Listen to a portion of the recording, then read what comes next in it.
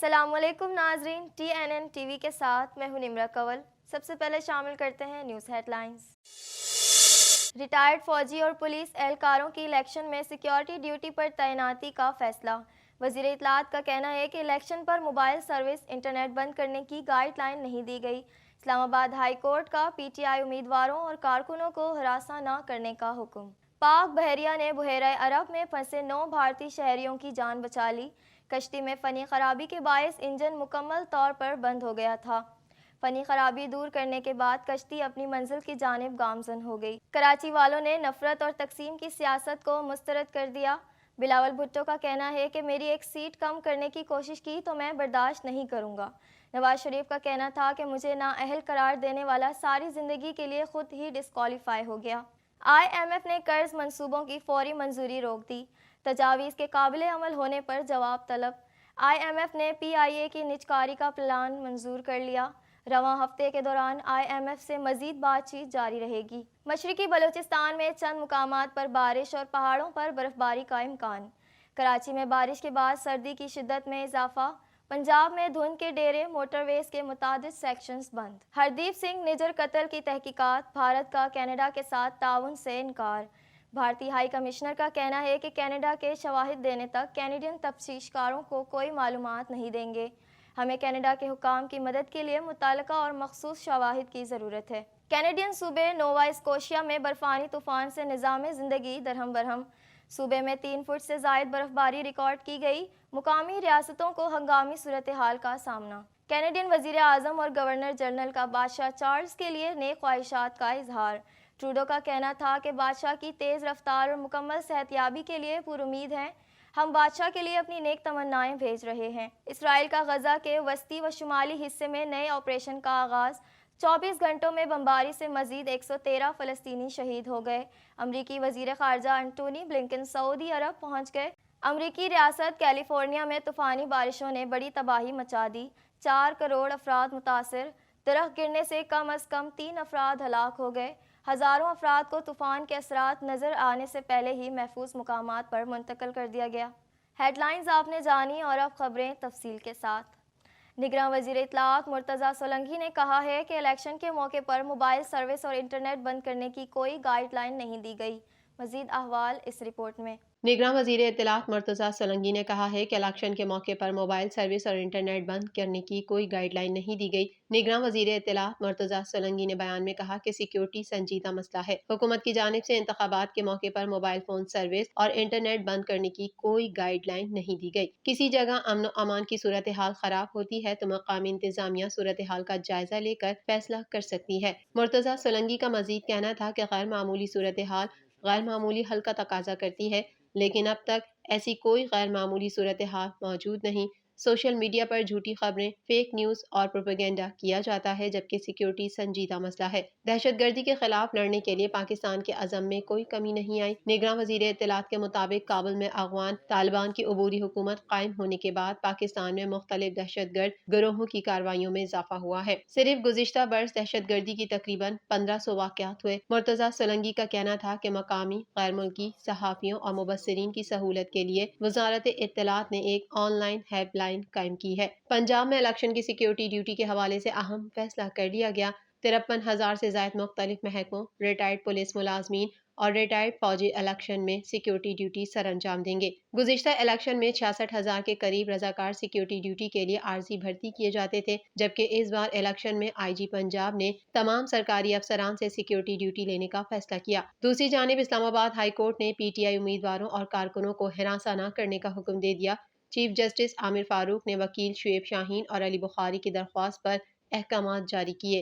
تحریک انصاف کے نامزد امیدواروں کی انتخابی مہم کی اجازت اور ہراساں کرنے سے روکنے کی درخواست پر چیف جسٹس عامر فاروق نے سماعت کی۔ چیف جسٹس عامر فاروق نے ریمارکس دیے کہ دانستہ طور پر لوگوں کو اٹھانا بالکل بھی مناسب بات نہیں۔ الیکشن کمیشن نے صاف اور شفاف انتخابات کرانے ہیں۔ پاک بحریہ اور پاکستان میری ٹائم سیکیورٹی ایجنسی نے کھلے سمندر میں بروقت امدادی کارروائی کرتے ہوئے 9 بھارتی شہریوں کی جان بچا لی۔ مزید جانیں گے اس رپورٹ میں۔ پاک بحریہ اور پاکستان میری ٹائم سیکیورٹی ایجنسی نے کھلے سمندر میں بروقت امدادی کارروائی کرتے ہوئے 9 بھارتی شہریوں کی جان بچا لی۔ ترجمان پاک بحریہ کا کہنا ہے کہ پاک بحریہ کے جوائنٹ میری time information and coordination centre کو سمندر میں پھنسی SAS-5 نامی کشتی کی ہنگامی کال موصول ہے۔ کشتی میں فنی خرابی کے باعث انجن مکمل طور پر بند ہو گیا تھا۔ اوشین ٹگ SAS-5 ہندوستانی ساحل کے قریب غیر فعال تھا۔ کراچی کے شمال مشرق میں 167 ناٹیکل مائل کی دوری پر موجود ٹگ کو برقی جنریٹر کی خرابی کا سامنا تھا، جس کی وجہ سے بجلی کی سپلائی منقطع تھی۔ ترجمان کے مطابق کشتی میں 9 بھارتی شہری گزشتہ 24 گھنٹوں سے بے یار و مددگار سمندر میں پھنسے تھے۔ اطلاع ملنے پر پاک بحریہ اور پاکستان میری ٹائم سیکیورٹی ایجنسی نے کشتی کی سرچ اینڈ ریسکیو کے لیے لانگ رینج میری ٹائم پیٹرول ایئر کرافٹ اور PMSS کشمیر کو مامور کیا۔ PMSS کشمیر نے مصیبت زدہ کشتی کو تلاش کر کے تکنیکی مسئلہ دور کیا اور عملے کو طبی امداد فراہم کی۔ فنی خرابی دور ہونے کے بعد کشتی اپنی منزل کی جانب گامزن ہو گئی۔ ترجمان پاک بحریہ کے مطابق مصیبت زدہ کشتی 4 فروری کو بھارتی بندرگاہ دابھول سے شارجہ کے لیے روانہ ہوئی تھی۔ ٹگ کے تھکے ہوئے عملے کو تکنیکی مدد کے علاوہ طبی سہولیات اور خوراک اور تازہ پانی فراہم کیا گیا۔ پاک بحریہ اور پاکستان میری ٹائم سیکیورٹی ایجنسی کی بروقت کارروائی اور پیشہ ورانہ مہارت کو کشتی کے عملے نے سراہا۔ چیئرمین پیپلز پارٹی اور سابق وزیر خارجہ بلاول بھٹو زرداری نے کہا ہے کہ کراچی والوں نے نفرت اور تقسیم کی سیاست کو مسترد کر دیا۔ 8 فروری کو ملک کے سب سے بڑے شہر کراچی میں تیروں کی بارش ہوگی۔ مزید جانیں گے اس رپورٹ میں۔ چیئرمین پیپلز پارٹی اور سابق وزیر خارجہ بلاول بھٹو زرداری نے کہا ہے کہ کراچی والوں نے نفرت اور تقسیم کی سیاست کو مسترد کر دیا۔ 8 فروری کو ملک کے سب سے بڑے شہر کراچی میں تیروں کی بارش ہوگی۔ سماجی رابطے کی ویب سائٹ ایکس پر بلاول بھٹو نے گزشتہ روز نکالی گئی ریلی پر اپنے پیغام میں کہا کہ شکریہ کراچی، میری پیدائش کا شہر، جس شہر کو میں گھر کہتا ہوں۔ 12 گھنٹے سے زیادہ لوگ باہر نکلے اور اپنی آواز بلند کی۔ پاکستان پیپلز پارٹی کی جانب سے کراچی میں انتخابی ریلی نکالی گئی جو شہر بھر کے تمام اضلاع سے ہوتی ہوئی داؤد چورنگی پر اختتام پذیر ہوئی۔ ریلی کے شرکاء نے PP چیئرمین بلاول بھٹو زرداری سے خطاب کرتے ہوئے کہا کہ آج شہر قائد کے عوام نے فیصلہ سنا دیا ہے۔ 8 فروری کو کراچی میں تیروں کی بارش ہوگی اور یہاں کے عوام تیر سے شیر کا شکار کریں گے۔ مختلف مقامات پر کارکنوں نے بلاول بھٹو کا والہانہ استقبال کیا، پھولوں کی پتیاں نچھاور کیں، پارٹی ترانوں پر رقص کیا۔ لیاری میں ہوائی جہاز کے ذریعے پیپلز پارٹی کے انتخابی پیمفلیٹس بھی گرائے گئے۔ بلاول بھٹو کا یہ بھی کہنا تھا کہ ماضی میں کراچی کے مینڈیٹ پر ڈاکہ مارا گیا، لیکن اب کسی کو اجازت نہیں دیں گے۔ اگر کسی نے میری ایک سیٹ کم کرنے کی کوشش کی تو میں برداشت نہیں کروں گا۔ ان کا کہنا تھا کہ کراچی والوں نے نفرت اور تقسیم کی سیاست کو مسترد کر دیا ہے۔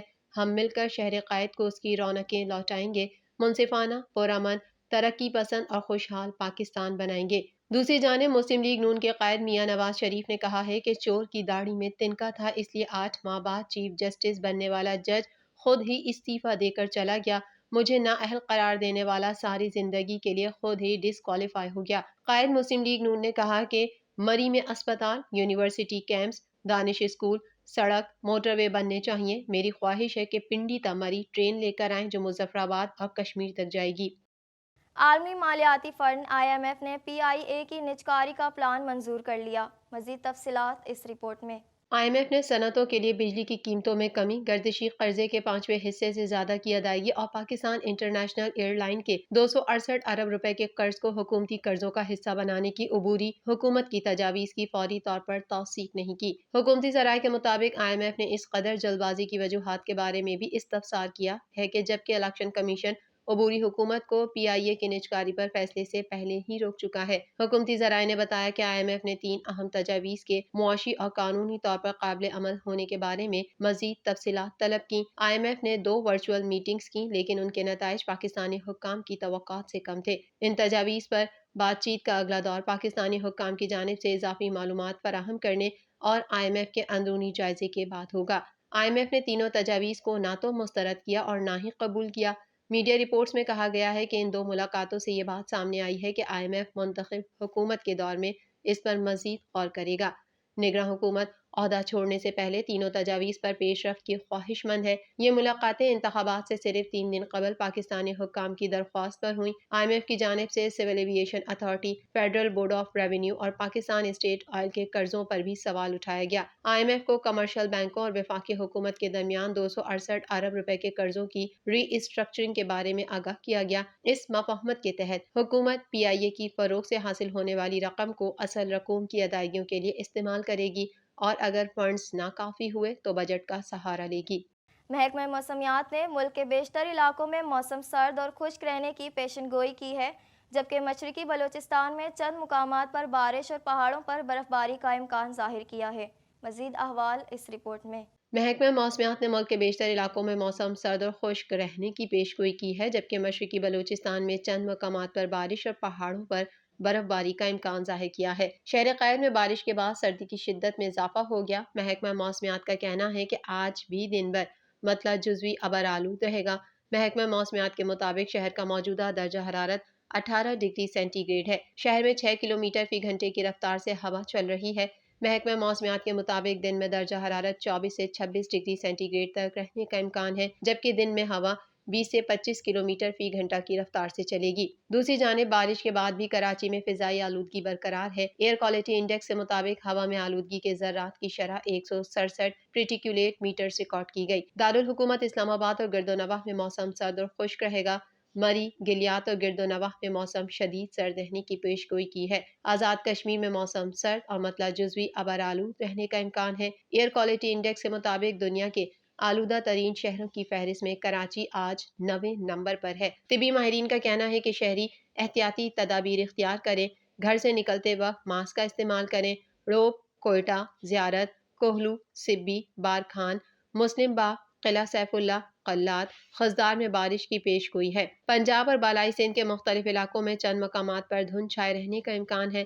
پنجاب کے مختلف علاقوں میں شدید دھند کے باعث موٹر وے کو متعدد مقامات پر آمد و رفت کے لیے بند کر دیا گیا ہے۔ مزید خبریں بھی بلیٹن کا حصہ ہوں گی، مگر اس بریک کے بعد۔